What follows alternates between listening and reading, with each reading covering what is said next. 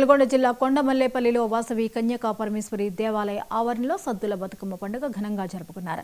తీరొక్క పూలతో బతుకమ్మను పేర్చి అందులో గౌరమ్మ రూపంలో పార్వతీదేవిని కొలువు తీర్చి చుట్టూ చేరి ఆడిపాడారు.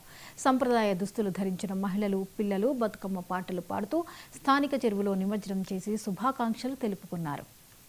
సంబంధించిన ఈ బతుకమ్మను 9 రోజులు చాలా ఘనంగా నిర్వహించుకుంటాం. మొదటి రోజును ఎంగిలి పూల బతుకమ్మ అంటాం.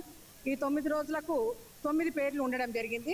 మొదటి రోజు ఎంగిలి పువ్వు బతుకమ్మ, రెండవ రోజు అటుకుల బతుకమ్మ, మూడవ రోజు నానబియ్యం బతుకమ్మ, నాలుగవ రోజు అటుకుల బతుకమ్మ, ఐదవ రోజు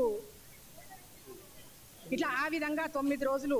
6వ రోజు మాత్రం అలిగిన బతుకమ్మని చేసుకుంటాం. 9వ రోజు మాత్రం ఇక్కడ సద్దుల బతుకమ్మను నిర్వహించుకోవడం జరుగుతుంది. మరి ఈ తెలంగాణ ప్రాంతం మరి ఈ బతుకమ్మ పండగకి చాలా ప్రత్యేకత ఉంది.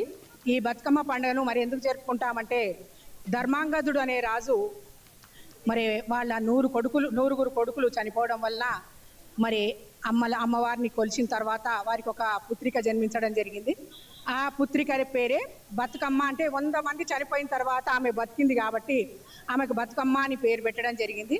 ఆ విధంగా ఒక రకంగా ఈ తెలంగాణలో బతుకమ్మ పండుగను నిర్వహించుకుంటాము.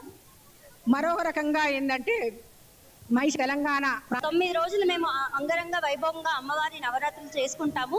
ఈ రోజు మనం జ్ఞానపీఠం విద్యా మూలం అయిన సరస్వతి దేవిని అవతారంగా పూజించుకుంటున్నాము. ఈ రోజు మేము చిన్నపిల్లలతో 108 పిల్లలతో అమ్మవారికి పూజ చేయించాము, సరస్వతి పూజ చేయించాము. మళ్ళీ రేపు మహిషాసుర వర్ధినిగా హంసవర్ధినిగా చేయిస్తాము.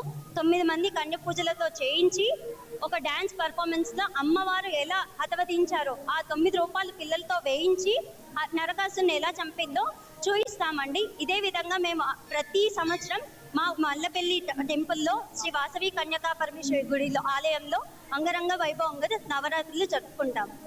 9 రోజులు మేము అంగరంగ వైభవంగా అమ్మవారి నవరాత్రులు చేసుకుంటాము. ఈ రోజు బీఆర్ఎస్ కార్యకర్తల జోలికి